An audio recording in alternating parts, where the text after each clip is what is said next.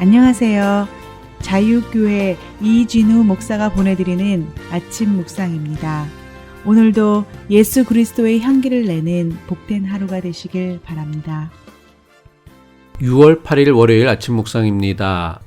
오늘은 하나님께 묻는 다윗이라는 제목으로 사무엘상 23장 1절로 6절의 말씀을 묵상합니다. 사람들이 다윗에게 전하여 이르되 보소서 블레셋 사람이 그일라를 쳐서 그 타작마당을 탈취하더이다 하니 이에 다윗이 여호와께 묻자와 이르되 내가 가서 이 블레셋 사람들을 치리이까? 여호와께서 다윗에게 이르시되 가서 블레셋 사람들을 치고 그일라를 구원하라 하시니 다윗의 사람들이 그에게 이르되 보소서 우리가 유다에 있기도 두렵거든 하물며 그일라에 가서 블레셋 사람들의 군대를 치는 일이이까 한지라. 다윗이 여호와께 다시 묻자온데 여호와께서 대답하여 이르시되 일어나 그일라로 내려가라. 내가 블레셋 사람들을 내 손에 넘기리라 하신지라.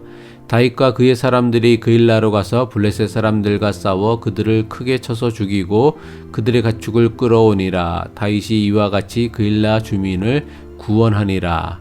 아히멜렉의 아들 아비아달이 그일라 다윗에게로 도망할 때에 손에 에봇을 가지고 내려왔더라. 세상에서의 한 주를 시작하는 월요일 아침입니다. 한 주간도 하나님의 도우심과 보호하심 그리고 인도하심이 함께하길 주님의 이름으로 축복합니다. 하나님의 뜻을 묻는 다윗에게 하나님께서는 선지자 갓을 보내어 말씀하셨습니다. 아들람 굴을 떠나 유다 땅 헤렛 숲을 지역으로 옮기라는 것입니다. 아무리 선지자 갓을 통해 주신 하나님의 말씀이라고는 하지만 다윗으로서는 좀처럼 순종하고 따르기 어려운 하나님의 뜻이며 명령이었습니다.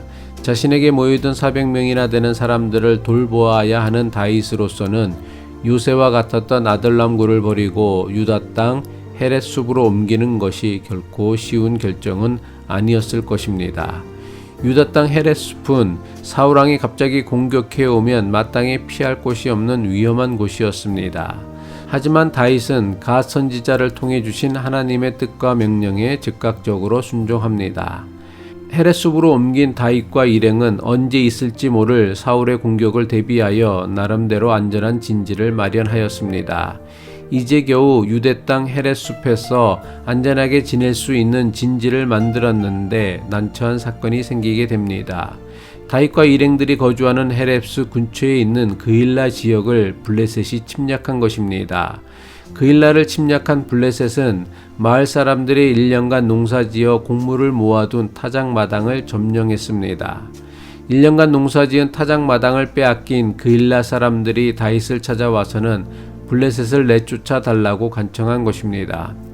다윗이 그일라 사람들을 돕기 위해 블레셋과 싸우게 되면 당장 다윗이 유대 땅에 나타났다는 사실이 사울 왕에게 전해질 것입니다. 그러면 자칫 블레셋뿐만 아니라 사울의 군대와도 싸움을 치러야 할 판입니다. 그렇다고 자신을 찾아와 도움을 청하는 동족의 부탁을 모른 척 외면할 수도 없는 지경이었습니다. 이러지도 저러지도 못하는 난처한 지경에 빠진 다윗이 하나님께 묻습니다. 도대체 어떻게 하는 것이 하나님께서 원하시는 뜻인지를 묻습니다. 사무엘상 23장 2절이죠. 이에 다윗이 여호와께 묻자와 이르되 내가 가서 이 블레셋 사람들을 치리이까? 여호와께서 다윗에게 이르시되 가서 블레셋 사람들을 치고 그일라를 구원하라 하시니. 하나님께서는 다윗이 그일라로 출동하여 블레셋을 물리쳐 그일라 사람들을 구원하는 것이 하나님의 뜻이라고 합니다. 하지만 다윗과 함께한 사람들이 그일라를 구하는 일을 반대하고 나섭니다. 다윗을 따르는 사람들은 아둘람 요새에서 400명이었지만 유다 땅 헤렛 숲에서는 600명으로 불어났습니다. 다윗을 따르는 600명의 사람들이 모두 그일라를 구하는 일을 반대합니다. 사울의 추격을 피해 도망하며 사는 것도 두려운 일인데 어떻게 블레셋과 싸움에 나설 수 있냐며 반대합니다. 하나님의 뜻대로 그일라를 구하기 위해 블레셋과 싸워야 합니까? 아니면 다윗을 따르는 600명 사람들의 의견을 따라 헤렛 숲에 계속해서 숨어 있어야 합니까? 이러지도 저러지도 못하는 상황에서 다윗은 또다시 하나님의 뜻을 묻습니다. 사무엘상 23장 4절이죠.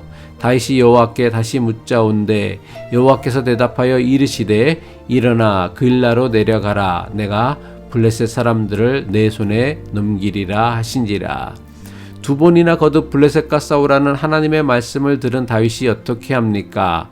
다윗은 자신을 따르는 600명의 사람들을 데리고 그일라로 가서는 블레셋을 물리치고는 그일라를 구원합니다.